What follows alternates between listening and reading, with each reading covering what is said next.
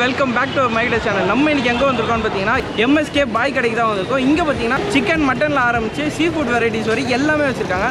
இது எல்லாத்தையும் நம்ம கவர் பண்ணணும்னு பார்த்தீங்கன்னா நிறைய எபிசோட் தேவைப்படும். நம்ம வந்து பார்த்தீங்கன்னா இதில் முக்கியமான ஒரு சில டிஷ்ஷஸ் மட்டும் நான் மெனுவாக ஃபிக்ஸ் பண்ணியிருக்கேன். அது மட்டும் நம்ம வந்து இப்போ பார்க்க போகிறோம். வாங்க வீடியோக்குள்ளே போகலாம்.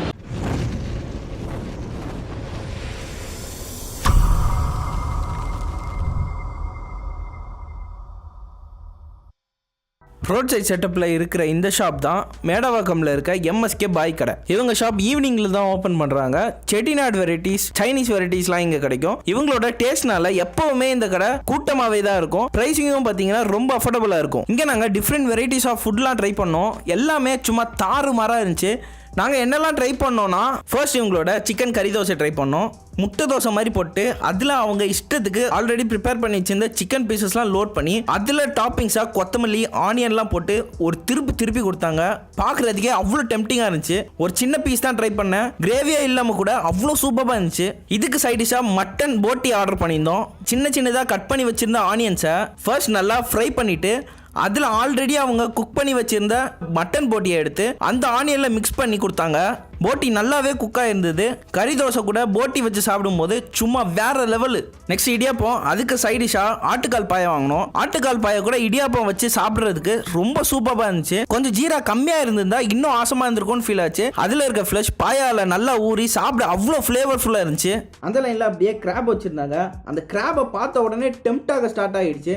உடனே நாங்கள் மெயின் டிஷ்ஷாக கிராபை வாங்கிட்டோம். அண்ணன் குவான்டிட்டி வைஸ் நிறையவே கொடுத்துருந்தாங்க. இதுக்கு சைடிஷாக ஆவி பறக்கிற இட்லியை வாங்கினோம். ஃபர்ஸ்ட் ஒரு கிராப் பீஸை சாப்பிட்டு பார்த்தேன். சும்மா ஃப்ளஷ்லாம் அவ்வளோ ஜூஸியா, அந்த மசாலா கூட சாப்பிடும்போது பங்கமா இருந்துச்சு. இட்லியும் கிராப் மசாலாவும் வச்சு சாப்பிடும்போது இந்த காம்போ ஃபர்ஸ்டே ட்ரை பண்ணிருக்கணும்னு தோணுச்சு. வேற லெவல்ல இருந்துச்சு. ஃபைனல் டிஷ்ஷா நெத்திலி ஃப்ரை வாங்கியிருந்தோம். ஆல்ரெடி ஆஃப் குக் பண்ணி வச்சிருந்ததை நல்லா டீப் ஃப்ரை பண்ணி அதுல மசாலா, ஆனியன், லெமன்லாம் வச்சு கொடுத்துருந்தாங்க. சும்மா வாயில வச்ச உடனே கரைஞ்சிடுச்சு. அந்த அளவுக்கு டீப் குக் பண்ணியிருந்தாங்க. டேஸ்ட் வைஸும் சும்மா ஆசமா இருந்துச்சு. கடைசியா நம்ம ஒரு பெரிய காம்போ ட்ரை பண்ணோம். ஃபர்ஸ்ட் அதுல கொஞ்சம் இட்லியை வச்சு, கிராப் மசாலாவை கொஞ்சம் வச்சு, அதுல கொஞ்சம் நெத்திலி ஃப்ரையும் வச்சு ட்ரை பண்ணேன். இந்த டேஸ்ட்டுக்காக அகைன் இந்த ஷாப்புக்கு வரணும்னு தோணுச்சு. அந்த அளவுக்கு ஆசமா இருந்துச்சு.